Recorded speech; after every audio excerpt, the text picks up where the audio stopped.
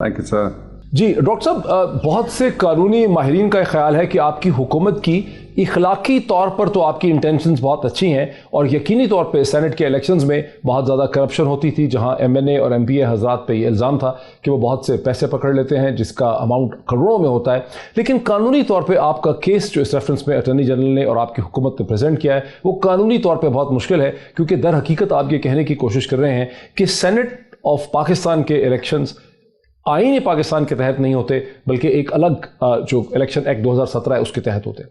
बिस्मिल्लाहिर्रहमानिर्रहीम। Thank you doctor मोहित साहब। पहली बात यह है कि चूँकि आपने कहा कि माहिरीन कानून ने कहा है, इसलिए मैं नहीं कहता कि उन्होंने आइन नहीं पढ़ा।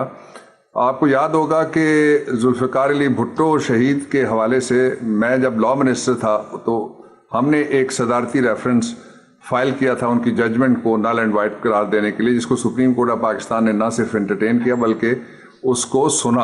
और जितना अरसा मैं वज़ीर कानून रहा वो रेफरेंस चलता रहा। मैंने जब रिज़ाइन कर दिया तो उसके बाद फिर वो रेफरेंस ना मुतलका लोगों ने, एग्रीव्ड पार्टी ने दरख्वास्त दी और ना ही वो कभी फिक्स हुआ हियरिंग के लिए कोर्ट की तरफ से।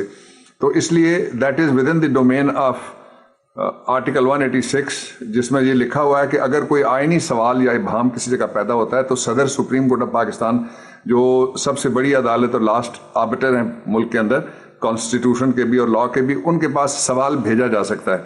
दूसरी बात यह कि ये सवाल जब गया तो ये मेरी मिनिस्ट्री के जरिए से ही इसका रूट था आगे जाने का, तो इसलिए मैंने भी देखा सवाल एक ही है। सवाल के दो हिस्से हैं। एक हिस्सा ये है कि पाकिस्तान में ये वजूहात वो सारी लिखी जो आपने भी थोड़ी सी बताई। आपको याद है कि पाकिस्तान तहरीक इंसाफ इमरान खान का रिजॉल्व इतना स्ट्रॉन्ग है इस बारे में कि उन्होंने अपने 20 अरकान असम्बली को एक कमेटी बना के और वो डिसिप्लिनरी कमेटी की फाइंडिंग के ऊपर जी अप्रैल 2018 में उन्होंने 20 लोगों को निकाल दिया। सवाल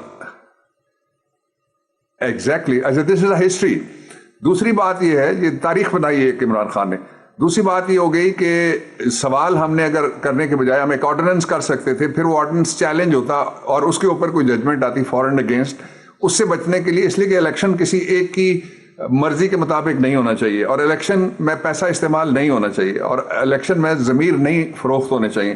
तो इसलिए बहुत ज़रूरी है। जस्टिस इजाजुल एहसन साहब ने, फाजिल जज सुप्रीम कोर्ट ऑफ पाकिस्तान, उन्होंने बड़ा एक काबिलाना और बड़ा ही जायज़ सवाल पूछा है। जब अटॉर्नी जनरल प्रिलिमिनरीज दे रहे थे अपने आर्ग्यूमेंट, सवाल उन्होंने ये किया कि हमने ये तय करना है कि कोई पब्लिक इम्पोर्टेंस या अवामी मुफाद का भी सवाल है जो इदारा अवाम को रिप्रेजेंट करता है और अवाम के 4 जो यूनिट है वफाक के, बल्कि 5 यूनिट है, उनको रिप्रेजेंट करता है। अगर वो पैसों से बनेगा, अगर वो रिश्वत से बनेगा, अगर वो काले धन से बनेगा और अगर वो ज़मीर फरोशी से बनेगा, तो ये तो अहम सवाल तो है।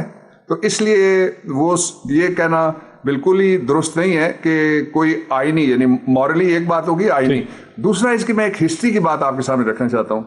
जो चार्टर ऑफ डेमोक्रेसी हुआ पीपल्स पार्टी और नून लीग के दरमियान, उसका आर्टिकल नंबर 23 आप निकाल के देख लें। उसमें उन्होंने लिखा है कि जो वोट होना चाहिए सेनेट का वो विजिबल और आइडेंटिफाइबल होना चाहिए।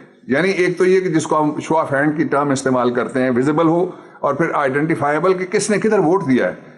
आपको याद है कि ये जो मौजूदा चेयरमैन के इलेक्शन में भी ये सवाल आया था कि एक कमरे में 64 थे, आगे गए तो आधे या उससे थोड़े कम जो थे वो आए नहीं और दूसरी तरफ चले गए। तो इसको किसी ने तो रोकना है ना।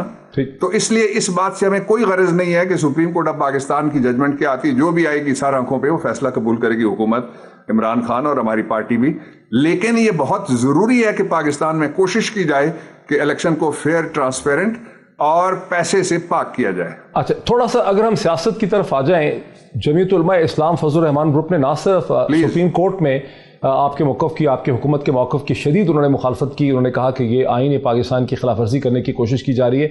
लेकिन मौलाना फजल रहमान ने एक दिन पहले एक जलसे में, एक रैली में उन्होंने ये भी कहा, जब DGISPR की स्टेटमेंट पर वो रद्द अमल कर रहे थे, उन्होंने कहा कि पाकिस्तान में एक अनडिक्लेयर्ड मार्शल लॉ लगा हुआ है। देखिए, ये कह कौन रहा है? वो शख्स जिसके वालिद साहब मार्शल लॉ की हिमायत से और मार्शल लॉ के ज़माने में उन्होंने पॉलिटिक्स की, वो शख्स जिसकी दूसरी नस्ल भाइयों वाली, तीसरी नस्ल औलाद वाली, वो सारे के सारे जनरल मुशर्रफ साहब की वर्दी को उन्होंने कहा ये ऐन जमहूरी है, ऐन दस्तूरी है और ऐन पार्लिमानी है। इन्होंने वोट दिए थे बाकायदा उनको। वो शख्स ये कहे کہ ایک سویلین گورنمنٹ جو بنی ہے, جس گورنمنٹ میں وہ خود بیٹھے ہوئے ہیں, اور آپ دیکھ لیں اگر وہ یہ سمجھتے ہیں کہ مارشل لا لگا تو اس کی مخالفت میں اپنے بیٹے سے استعفیٰ کروائیں نیشنل اسمبلی سے, اپنے بھائی سے استعفیٰ کروائیں پروونشل اسمبلی کے پی میں سے, اور اپنے دوسرے جو بھائی صاحب ہیں ان سے استعفیٰ کرائیں سینٹ آف پاکستان میں سے. یہ تو بڑی سویپنگ سٹیٹمنٹ ہے نا, اور یہ وہ پریشانی کی وجہ سے دے رہے ہیں. پریشانی کی دو وجوہات ہیں. ایک 92 کے بعد یہ پہلی اسمبلی ہے جس میں ان کے بغیر چل رہی ہے. عمران خان صاحب نے اس پہ بہت اچھا تبصرہ کیا ہوا ہے. دوسرا جو پہلو ہے وہ یہ ہے کہ ان کے لیے کوئی رستہ پالیٹکس کے علاوہ احتساب سے بھی بچنے کا نہیں ہے, اس لیے کہ ان سے سوال پوچھے گئے کہ آپ یہ بتا دیجئے کہ یہ آپ نے پیسے کس طرح سے کمائے ہیں, اس لیے کہ وہ ریکارڈ پہ ہیں. انہوں نے حامد میر صاحب کو کہا کہ میری تو جھونپڑی بھی نہیں ہے, تو یہ جو اربوں روپے کہاں سے آئے؟ اور اس سوال کا جواب یہ نہیں ہے کہ میں پنڈی جا رہا ہوں, میں اسلام آباد پہ لشکر کشی کروں گا اور اسلام آباد کے اندر سے لے کے میں گورنمنٹ کو بھی اڑا دوں گا اور ملک میں مارشل لا لگا. ان کے کہنے کی کیا اہمیت ہے؟ وہ نہ پارلیمنٹ میں. اچھا بابا صاحب, یہ تو ڈاکٹر بابر احوال صاحب یہ تو صحیح ہے, یہ تو صحیح ہے کہ آپ کی حکومت کے وزراء جس طرح سے آپ فرما رہے ہیں, اس طرح آپ کے وزراء بھی جو آپ پی ڈی ایم کو بہت زیادہ سیریسلی نہیں لیتے. آپ کے تمام وزراء ٹیلی ویژن چینلز اور پروگرامز میں بریفنگز میں آتے ہیں اور سمجھتے ہیں کہ پی ڈی ایم کی تحریک جو ہے وہ دم توڑ چکی ہے اور تحریک جو ہے وہ اب حکومت کے لیے کوئی خطرہ نہیں ہے. لیکن جو معاشی مسائل ہیں اس ملک کے, اگر آپ کی حکومت اکنامک پرفارمنس کو امپروو نہیں کرتی, اور آج بھی جو کیبنٹ میٹنگ ہوئی ہے اس میں ایک بار پھر پرائم منسٹر کی طرف سے یہی چیزوں کا ٹکر چل رہا ہے کہ وزیر اعظم نے وزراء کی جو کارکردگی ہے اس پہ غیر وہ مطمئن نہیں ہوئے اور اس پہ انہوں نے بہت زیادہ تشویش کا اظہار کیا ہے. تو جب تک آپ کی گورنمنٹ کی اکنامک پرفارمنس امپروو نہیں کرے گی تب تک تو اپوزیشن کی موومنٹ کتنا ہی دم کیوں نہ توڑے, وہ کچھ عرصے میں دوبارہ واپس کھڑی ہو جائے گی. 4 پیرامیٹرز ہیں جو لوگوں کے سمجھ جانے والے ہیں. پہلا یہ ہے کہ آپ ساری دنیا گھومے ہوئے ہیں, لندن, امریکہ اور پیرس اور برلن سمیت ساری جگہ پہ فوڈ چین ٹوٹی کووڈ-19 آنے کے بعد, اور ساری جگہ پہ لوگوں نے یعنی وہ ایسے کہتے ہیں نا ٹیشو پیپر کی طرح پھینک دیا, ٹیشو پیپر کے پیچھے لوگ جو تھے وہ گھومتے رہے. 7 مائل وہاں پہ کلومیٹر نہیں ہے, لمبی لائنیں لگیں روٹی کے اصول کے لیے بھی. اللہ تعالیٰ کے فضل و کرم سے آپ کے وزیر اعظم نے, جب یہ پورا شور مچا ہوا تھا اور اتنے الزامات لگ رہے تھے کہ سمجھ ہی کوئی نہیں ہے ان کو کہ کووڈ کو کیسے ڈیل کرنا ہے, کہہ رہے تھے کہ لاک ڈاؤن کر دو, کرفیو لگا دو, یہ اسمبلی کے فلور کے اوپر لوگوں نے کہا, لیکن وہ ہینڈل ہو گیا. اس سے بڑا تو کوئی چیلنج ایسا نہیں ہو سکتا جو کسی کی اہلیت ثابت کرے کہ وہ اہل ہے اور اصلی 100% ڈیلیورر ہے, اہل ہے, اور فرنٹ لیڈرشپ جس طرح کی فرنٹل لیڈ کرنے والا آدمی چاہیے تھا وہ ہے, وہ عمران خان نے ثابت کیا. دوسرا یہ ہے کہ ایک لٹی ہوئی معیشت ہمیں ملی تھی. ڈاکوؤں کے ڈکیتی تو بہت چھوٹا لفظ ہے, اس سے کوئی اگلا لفظ استعمال کرنا چاہیے جو نہیں کیا جا سکتا.